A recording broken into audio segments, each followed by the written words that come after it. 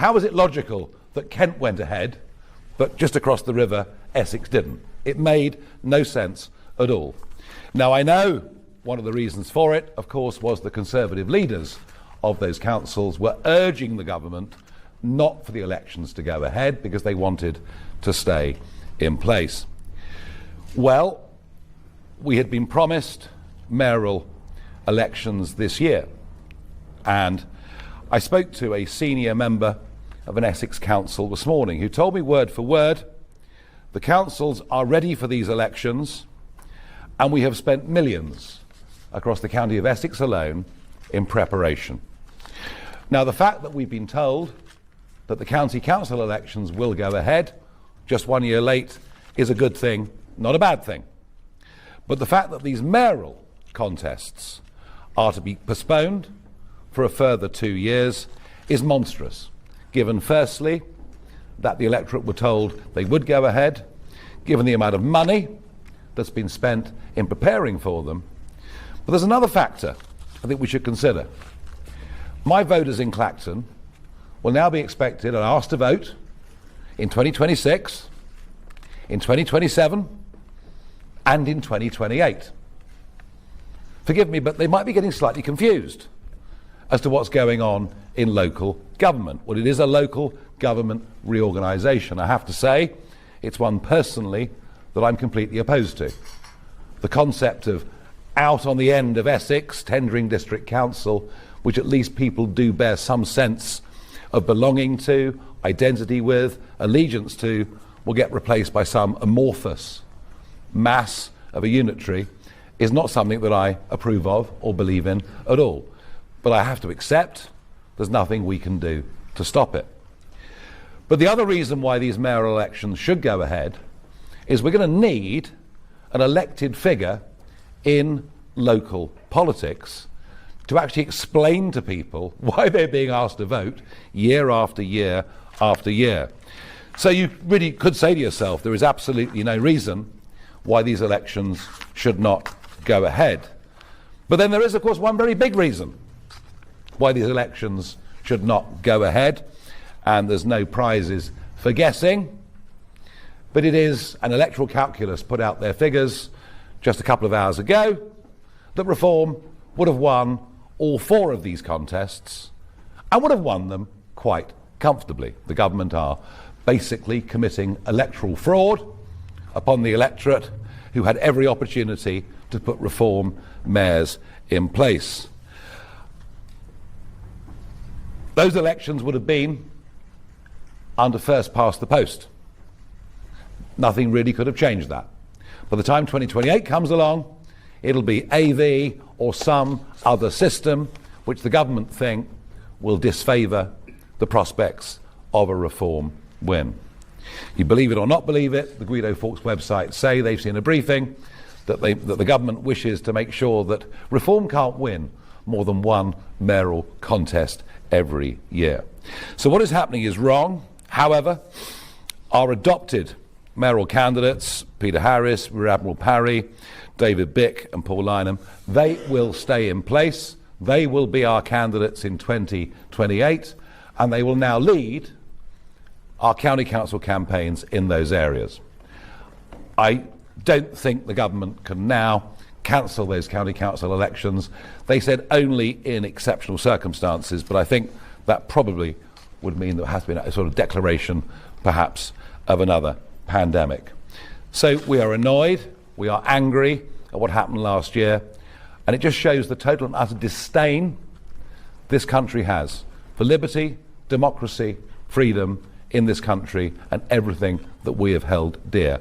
I have to say personally, I increasingly hold the individuals that run this government with absolute and total contempt.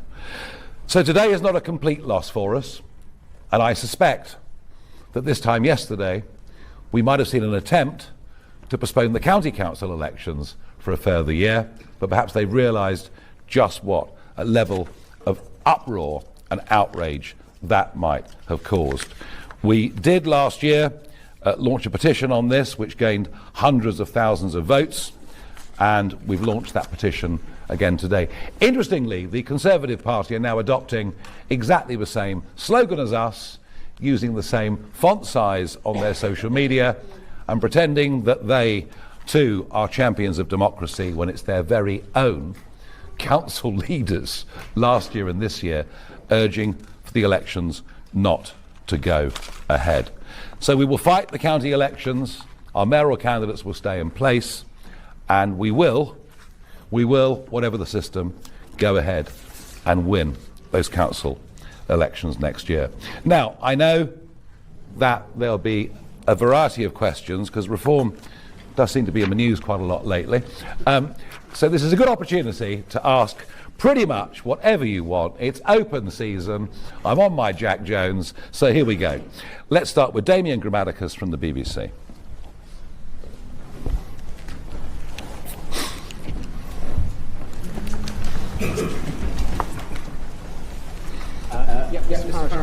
Can I just ask, you said open season about anything, can I ask just about something different? So, yes, of course you can. My dear fellow, I would expect nothing less from our favourite national broadcaster. Thank you very much. Appreciate that. This morning, Richard Tice said on the radio, he was asked about the comments made by schoolmates of yours who have said that comments you made they viewed as racist and offensive. He said that they were lying. You have said before that you did make comments. It may have been banter, it wasn't directly racially abusing anyone. So Richard Tice is wrong, isn't he? I thought this morning's performance by one of your lower grade presenters on the Today programme was utterly disgraceful. I think to frame a question around the leader of Reform's relationship with Hitler, which is how she framed it, was despicable, disgusting, beyond belief. Are you surprised that 500,000 people every year refuse to pay the licence fee? But let me say this to you. The double standards and hypocrisy of the BBC are absolutely astonishing. At the time I was alleged to have made these remarks, one of your most popular weekly shows was the Black and White Minstrels, right? The BBC were very happy to use blackface. Oh, and not just in the Black and White Minstrels, you did it in It Ain't Half Hot Mum as well. And what about Alf Garnett? Do you remember what he called Marigold? Do you remember the word he used to describe Marigold on not live, but on primetime national TV? I better not repeat the word, otherwise you'll all use it and say that I used it. Homophobia? It ain't half hot, Mum? Are you being served? Oh, and what about Bernard Manning? Perfectly happy at exactly the same time for Bernard Manning to appear on primetime national BBC comedy, telling jokes for which these days you'd probably get a knock at the door from our thought police and perhaps get a 31-month prison sentence. I cannot put up with the double standards of the BBC about what I'm alleged to have said 49 years ago and what you were putting out on mainstream content. So I want an apology from the BBC for virtually everything you did throughout the 1970s and 80s. And I will respond to your direct question. I've received many letters over the course of the last few days from people that I was at school with. This one I think is particularly relevant. I was a Jewish pupil at Dulwich College at the same time, and I remember him very well. While there was plenty of macho, tongue-in-cheek schoolboy banter, it was humour. And yes, sometimes it was offensive, rather like most of the BBC's output, but never with malice. I never heard him racially abuse anyone. If he had, he would have been reported and punished. He wasn't. The news stories are without evidence except for belatedly politically dubious recollections from nearly half a century ago. Back in the 1970s, the culture was very different. Perhaps, Damon, you should reflect on that. Especially at Dulwich. Lots of boys said things they'd regret today, or just laugh at. Whilst Nigel stood out, he was neither aggressive nor a racist. If I can help in any way, let me know. And I've had plenty of those messages over the course of the last few days, and I'm sick to death of the double standards and hypocrisy, above all, of your organisation. And what happened on the Today programme this morning was a complete bloody disgrace. Next, Sam Coates from Sky News. No, I'm done with you, thank you. My question was, he said they were lying, and it sounds like... Sam Coates from Sky... I'm really, until you apologise for all of your output, your appalling output, at the same time that I'm accused of saying these things which I deny, I'm not speaking to you. All right? Sam Coates, Sky News.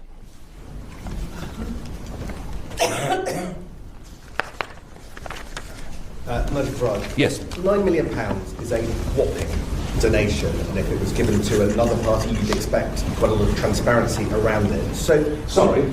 Can you tell us how often do you speak to Christopher Harman? What do you talk about? What do you think he wants from a reformed UK government? And if he loves Britain so much, why does he spend so long in Thailand? Because that's where he's been based for some of his business activities for many, many years. As you know, Sam, because you're better researched than the BBC on some things, he has a global business. He's got business interests in all the continents of the world. His natural home is here. His donation is nothing out of the blue. It's nothing new. I mean, after all, he gave a significant amount of money. He was a dedicated Brexiteer. He gave a significant amount of money to the Brexit Party at the time, starting off with the European elections in 2019. And, you know, I think what he wants to do, really, is to try and help us get onto a level playing field with the trade union-funded Labour Party and a Conservative Party, where there seems to be a remarkable correlation, I can't think why, between donations and membership of the House of Lords. So I think that what Mr. Harford is trying to do is get us onto a level playing field. Yes, it is a very big donation, but I mean, bear in mind, you know, that the Labour Party, literally on the eve of the election in 24, took £4 million from a tax haven-based hedge fund with shares in oil and the arms industry. So perhaps it's not quite as unusual as you think. And does he want, hang on, does he want anything from me? No. Absolutely nothing in return at all. He just happens to think that we've not made the most of Brexit, that we're not getting into the 21st century technologies, and for all the talk about data centres, for all the talk about AI, for all the talk, well, at least from us at least, not the others, about crypto, you know, we cannot do this without the most massive re-evaluation of what is currently a catastrophic energy policy. Does he want anything in return for his money? I promise you, absolutely nothing. Do I speak to him regularly? Maybe once a month, maybe once every 6 weeks, but certainly not more than that. And have I promised him anything? Hand on heart, I have not promised him a single thing in return for his donation. Thank you. Can we go on to Catherine Foster at GB News?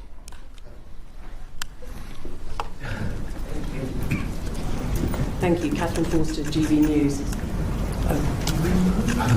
Microphones everywhere. Try that again. Catherine Forster, GB News. Yeah. And you've accused the government of committing electoral fraud, but they say that they're just trying to devolve powers back to local communities. Oh, yes. Don't they have a point? And also, the inquiry onto the Dawn Sturgis murder has found that Putin is morally responsible.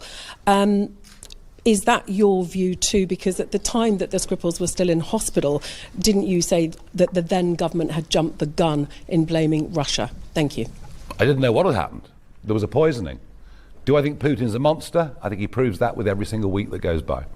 I think, you know, my friend Donald Trump genuinely thought he could somehow get the Ukrainians, the Russian leaders together and forge some kind of sensible compromise to end the sort of scale of killing we've not seen on a battlefield since probably World War I, or maybe Stalingrad, going on in Europe. And Putin proves with every week that goes by that he's not rational, that he doesn't want a just settlement, and that frankly he is an incredibly dangerous man. So of that there is absolutely no doubt. And by the way, you know, this makes me laugh with this mob that we pay money to every year, and others. You know, I'm pro-Putin. Because I once said in 2013, I admired him as a leader, but disliked him as a human being and wouldn't live in the Soviet Union. Shortly after, and I'm a Russian asset, apparently, according to Starmer, for doing that. A year after that, the Queen met him. Whether she was a Russian asset, I'm not entirely sure. So that's that. In terms of devolution, well, the definition of devolution, of course, is passing power from central government down so that decision-making is nearer the people. Tendring District Council, which has 2 parliamentary constituencies in it, is geographically right out on the eastern front of Essex.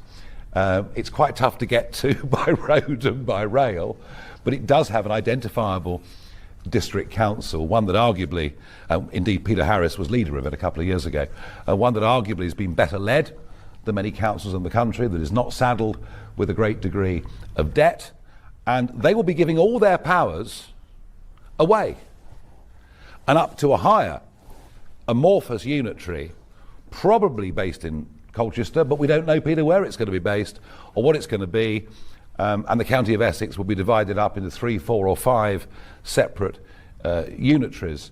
So I just don't buy this. And very interestingly, Bob Russell, who was the Lib Dem Member of Parliament for Colchester for many years, he and I have been at one on this, and it's nice to agree with him occasionally on something. And he says, well, back in 1973 was the last major government reorganisation, but nobody cancelled elections of any kind. They actually held elections to see what the electorate thought of what the proposed changes were. And that argument now seems to be out of the window. So I just don't buy devolution in every sense, because district councils are handing powers up to unitaries. And I think the upshot of this will be that the smaller rural communities around our country will find themselves increasingly governed by decisions made by cities or major towns and big population centres. And I think, given, frankly, the assault that this government has launched on our rural communities, this will go down very, very badly indeed. Harry Horton, ITV News.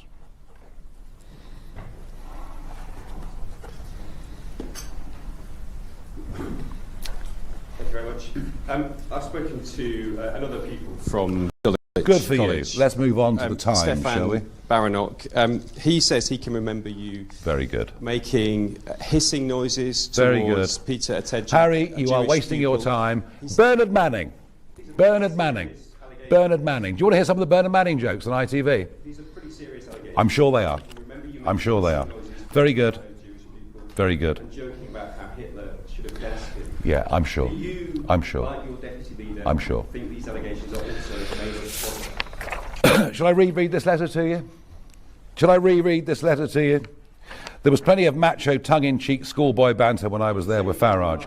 I was a Jewish pupil. It was humour, sometimes offensive, but never with malice. And I'm just frankly, Harry, as I say, you were the channel of Bernard Manning. He occasionally appeared on the Beeb. Your channel, at the same time that I'm accused of saying this, which I deny in any malicious or nasty way, at the same time as that, you every single week had homophobic content, you had racist content, you had all sorts of content which these days you'd be locked up for. So let's cut the double standards from British broadcasters, shall we? I've made it as clear as I'm going to. Max Kendricks on the Times. Thank you. There's a plan by Labour to change election rules to stop donations by crypto. Do you think that's specifically an attack on you and your party, especially considering the donor who is a big crypto investor? And I wonder, you read out one letter there and you said you had others. Yeah. How many of your former pupils have written to you? I've had half a dozen letters from people I was at school with. There may be more in the email system somewhere. I don't know. I've had other letters from the school which I'm just not going to make public, because you'll chase after them and make their lives a misery. So I shan't do that. Look, we are the only political party that even understands the 21st century revolution that cryptocurrencies are. We've already published our white paper for what we do to make London a centre for crypto trading. I have been to meet the Governor of the Bank of England, whose attitude towards stablecoins frankly belongs, well, not even to the 20th century, but way back to the 19th century. There are currently 7 million holders of digital assets in this country. That is, in fact, I think that may actually have gone up since the 7 million. It'll be 10 million within the year. 1 in 4 under 30s have confidence in digital assets, and yet the Conservative and Labour parties literally don't understand what we're even talking about. And we are being left behind. Being left behind on AI, being left behind on data centres, being left behind on crypto, massively behind on robotics. I mean, to a level you can't even believe. And we are the only party that actually gets this, understands this, wants to embrace this. But we're being resisted by the Bank of England, we're being resisted by the FCA, we're being resisted by the Labour Party, resisted by the Conservative Party. But I think we're on the side of what is a major, major attitudinal change to money, and dare I say it, sovereignty at an individual level. And as one that was famously debanked and have now recently been de-accounted and de-insured and de-pension platformed, I know what I'm talking about. I know what I'm talking about. So we're the first political party to say, yes, of course, you can donate to us in crypto, and I think the statement that the Labour Party have made on this is aimed directly at us, and goodness knows what other horrors the elections bill will have when it's published at some point. This government has no respect for liberty, freedom or democracy whatsoever, and they're doing everything they can to save their own skins. But we absolutely believe that cryptocurrencies are a vital part of our economic future, both for Britain and for the free world, and for individuals who want to have control over their own money, where government or banks acting under political influence can't damage their lives. And I say that personally with a very, very high degree of passion. Jack Elsom from The Sun, who broke this story last night.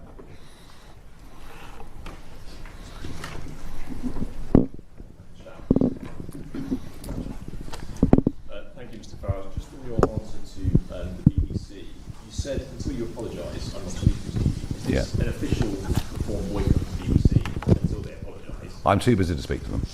But are you boycotting them until they apologise? I'm too busy to speak to them. Okay. Their double standards are absolutely contemptuous. I've had enough. And then You might think, yeah, I mean, you might say I actually mean that. you ruled out a pact with the Conservatives, and instead said that anything would be some sort of engineering of a reverse takeover. But at what point, when you accept so many former Conservatives into your rank, do you become exposed to the claims that it's not them being taken over, but it's you? Well, no, because actually we have free will, don't we? You know, I don't have to welcome the Dean Dorries into the party. I don't have to, welcome in anybody into the party, certainly not into a role. So we will take people into the party who we think can add to us. And one of the points that I made at our conference back in September is, we've all got strengths and weaknesses. Our biggest weakness is a lack of experience.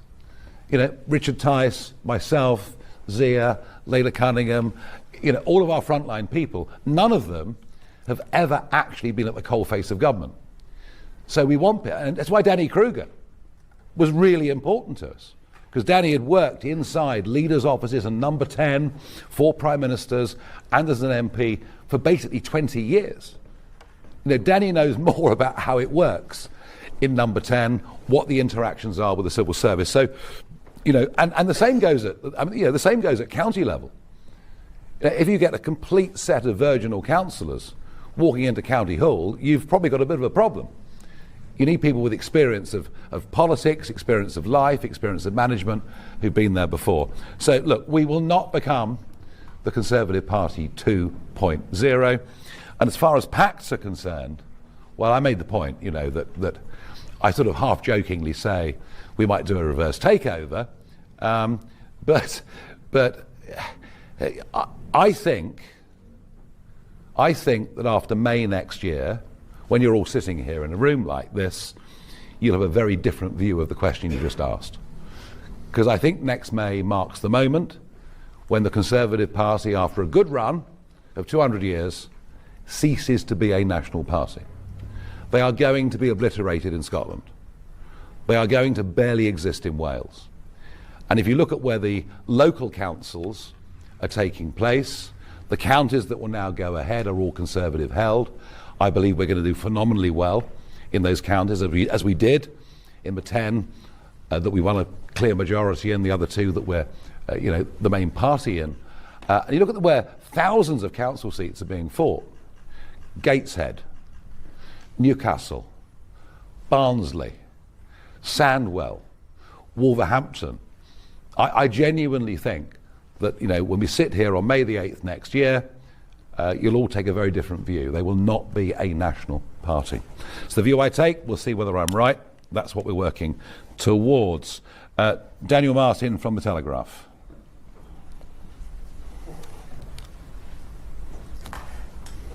Hello, Daniel Martin from The Telegraph. You've criticised Labour's plans on trial by jury. Yes. Would you commit to reversing them if you get into government? Yes. Okay. And yes. then also, it's an absolutely fundamental freedom. It is our last protection against the state. I think it's absolutely... and by the way, of course, there are flaws with the jury system. There are flaws with whatever system you come up with. But, the idea of this is to cut court time. I was in court recently. Nice chap, crossed the channel, wanted to kill me, normal sort of drill. And I was amazed how much hanging around there was. We were due to start at a certain time. Why didn't we start? Serco might deliver the defendant late, is one of the reasons I was given. Apparently this happens almost every day. And frankly, if they wanted to clear the backlog of minor cases, then I tell you what they ought to do. They ought to reopen all those magistrates' courts that have closed up and down this country. They ought to appeal to the retired lay magistrate to say, come back, help us deal with this. It's about 80,000 cases now, I think, that we're roughly backed up. They should appeal to that. And frankly, there's no reason why our Crown Courts, for the slightly more serious cases, there is no reason why they can't work from 7 in the morning till 10 at night to clear this backlog and to abolish a right to devalue something called Magna Carta, which, do you know what? We're actually admired in many parts of the world for being the author of this very idea of individual liberty and freedom from a potentially overwhelming state is, I think, a very poor and frankly sick excuse. Let's go to Jonathan Walker from the Daily Express. Thank you, Nigel. I think it's clear from what you've said that you don't support the changes to local councils. Does that include the creation of mayors? Do you think that these mayors should not exist? And would a reform government abolish them? And would you bring back first past the post for elections? We do not have the power to stop this local government reorganisation. We don't have the power to stop the mayors being put in place in these counties. I accept that. I regret it, and I've made my point passionately, I think, about a small, quite rural district council that I happen to be one of the representatives for. But I have to be realistic. And realism says it's happening. It isn't going to change. The different architecture with police and crime commissioners and the incredible responsibility these 4 guys would have had. Incredible responsibility. So look, we're not standing here saying we're going to reverse these devolved changes. Frankly, I think our electorates are being put through enough to get to the destination. As I said earlier, elections in Clacton 26, 27 and 28, I think our folks frankly will be dizzy. So we're not going to reverse it, but we will do our absolute best to try to make it work as well as it possibly can. David Lynch, Press Association. Hi, Mr. Farage. David Lynch from PA. Just wanted to ask you again about your £9 million donation. What due diligence is the party actually doing to make sure what is the source of that cash is all hunky-dory, basically? It's very interesting you asked that, because actually the system we put in place for cryptocurrencies would have been the most lengthy, most complex and deepest form of compliance vetting of any donors ever in British politics. And all of that have been put in place. And if you want, Max, I can send you a paper on the rules that we put in place to make sure we know the source of donations. Look, we've been through all... By the way, it's funny, one of the criticisms of us has been that we've sent back more donations than any other party. Yes, do you know why? Because we're that strict. And we know that we're going to be held to a higher standard than any other party. A little example, people sending us money from what was a holding company. You know, the Liberal Democrats years ago got away with a couple of million donation on this.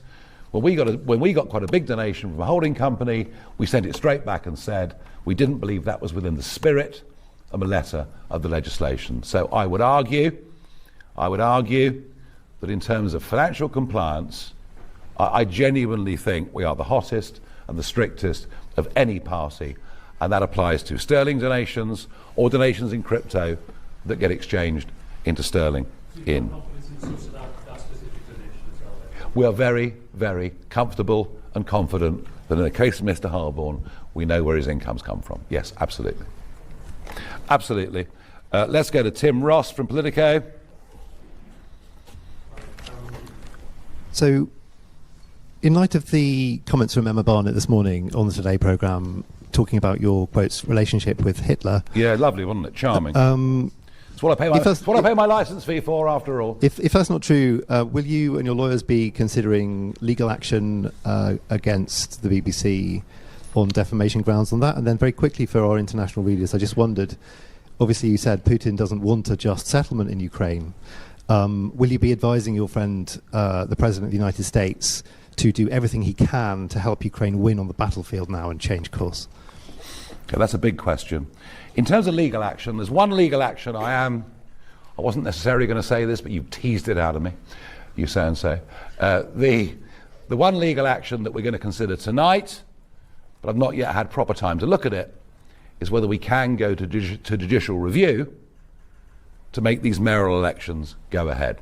That is something I'll be looking at tonight, and I can't really give you a firm opinion on it now, only to say that we have talked to our lawyers briefly before we came in this room, and we're considering that.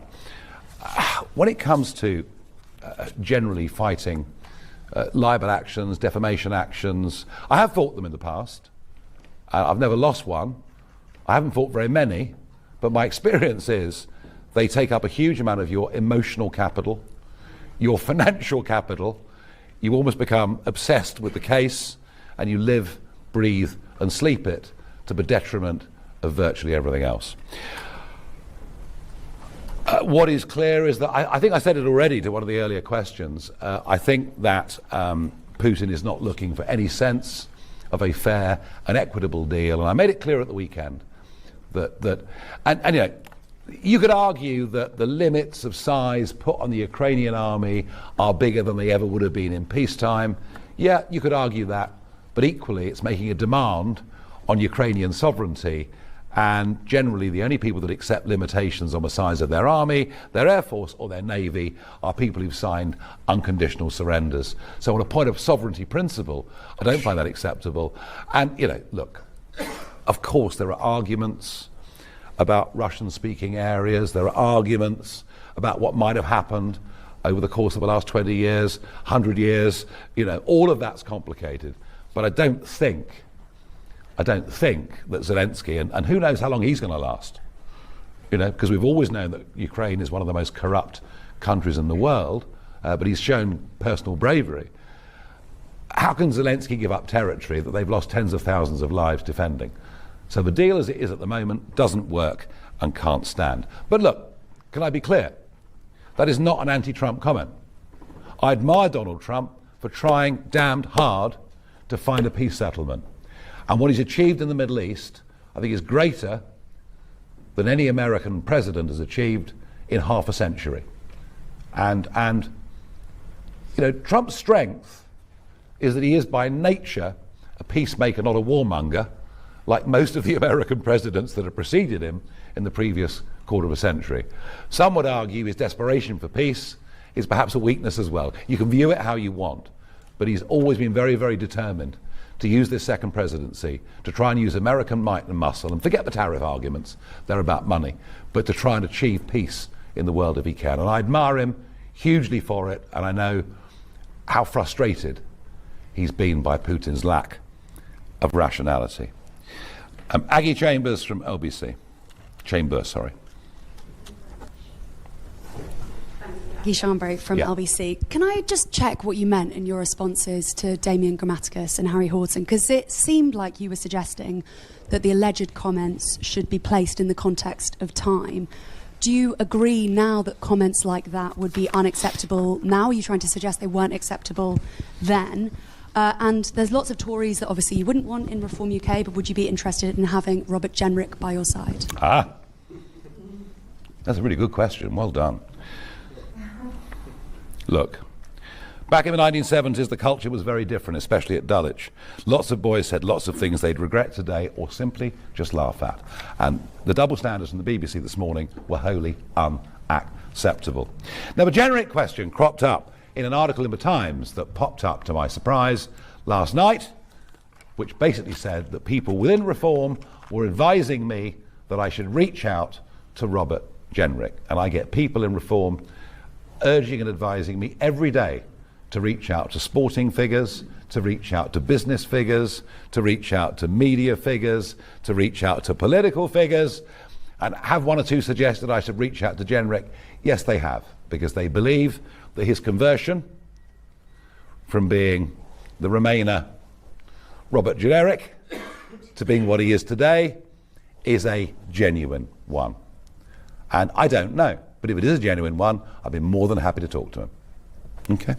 Right, we've got a couple more to go through. Lucy Dunn from The Spectator.